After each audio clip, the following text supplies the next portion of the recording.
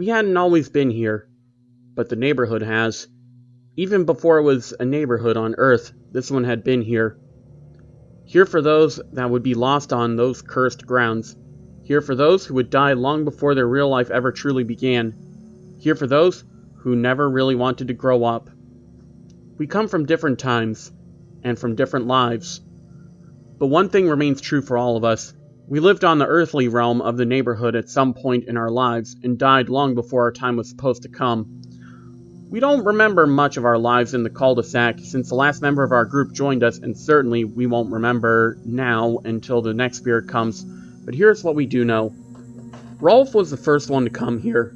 Unlike most of us, he was born in far-off lands and even in the afterlife hadn't lost the touch of his old-world upbringing.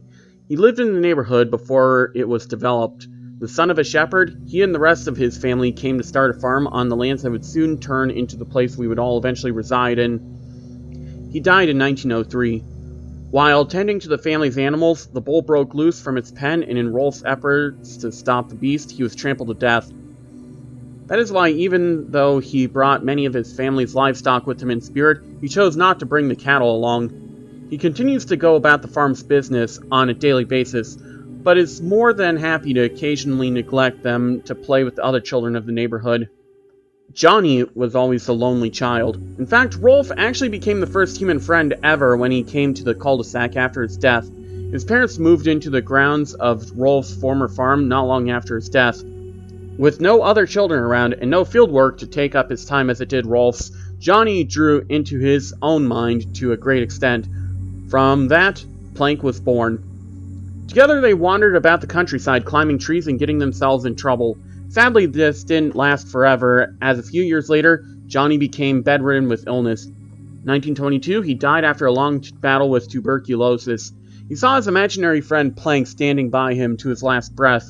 Even now in the afterlife, without the countryside to play in, Johnny still wastes much of his time frolicking through the backyards and trees. Eddie was the next to come.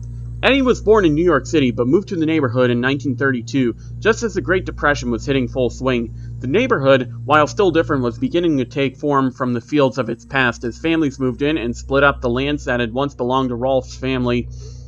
Always a schemer, Eddie looked to do anything to bring some comfort to his very bare family life, even if it cost him the friendship of others. Eddie died in 1939 after one of his grand plans to swindle a sap backfired. He drowned trying to cross the local river after trying to run away from the angry kids that he tried to deceive. Even in the afterlife, he keeps chasing after the almighty dollar. Sarah and Ed came together not too long after that. By the late 40s, the cul-de-sac had already nearly taken its final form as one of the pre-planned developments that became popular in the post-war era. As brother and sister growing up in the chaos of World War II, they both had various ways of escaping their lives as children of a dead GI and a working mother. Sarah became enraged and controlling as she sought to make sure that everyone around her knew that she was in charge, all in an attempt to copy off of her view of the hustle and bustle of her often working mother. Ed, on the other hand, went about it in a different way. He just shut it out completely. In fact, he shut out nearly everyone and everything in the world, entirely becoming what appeared to be a complete idiot. Ed chose instead to become completely involved in the monster movies and comic books that began to pop up after the war had ended. It wasn't too long after this that, in 1953, Ed and Sarah died in a car wreck in 1953 as their mother was taking them to visit their grandparents. Naz came a time after the brother and sister. Naz was a flower child, born to a pair of hippies turned establishment in the late 60s. She was a naturally beautiful girl that had always had a way with boys and men alike. She lived life on a whim and would often go about flirting and playing without any intentions. She died in possibly the most horrible way any of the children in the neighborhood. In the summer of '79, a serial killer who had broken out of a local asylum slipped into her house in the dead of night and raped and killed her along with her entire family. In the trauma of these events, she in a way similar to Ed shut out the world entirely and forgot of her parents and siblings, which is why in the afterlife she doesn't ever receive demands from the non-existent parents, unlike many of the others. This gives her much more time to lounge around and party as she often does. It didn't take too long before Ed joined the rest of the neighborhood. He was the child of two highly controlling professionals in the age of greed that, despite their constant absence, dominated his life. As such, Ed became quite the intellectual and a rather meek and shy character. Always the curious type, he loved to experiment when given the time away from school and the constant chores of his parents. This would lead to his untimely demise in 1986, as a gas leak combined with a Bunsen burner from one of his experiments tore him and his house to pieces.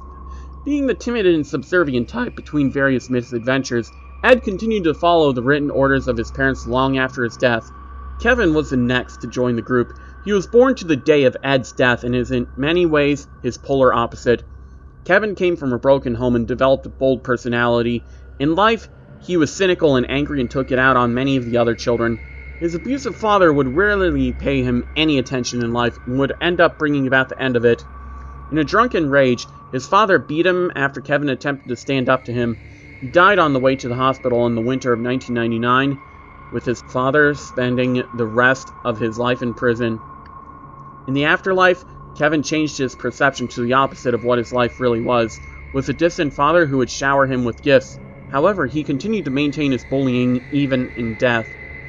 Jimmy was the last to come to the cul-de-sac. He died in 2000, not long after moving into the house that Kevin's father once lived in. He had leukemia since he was barely old enough to walk, and as such, he was always very sickly, and due to his overprotective parents, he never really got to be around other children. He lived his days out in a small bedroom completely neglected by the outside world. Jimmy lingered for quite some time in a state of near death, but in the end finally caved into the suffering of his lifelong illness. The Canker sisters were different from the other denizens of the cul-de-sac. They were never of the earthly plane of existence.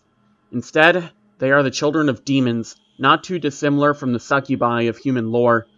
They seem to possess abilities impossible by the standards of others, such as the ability to appear nearly anywhere instantly.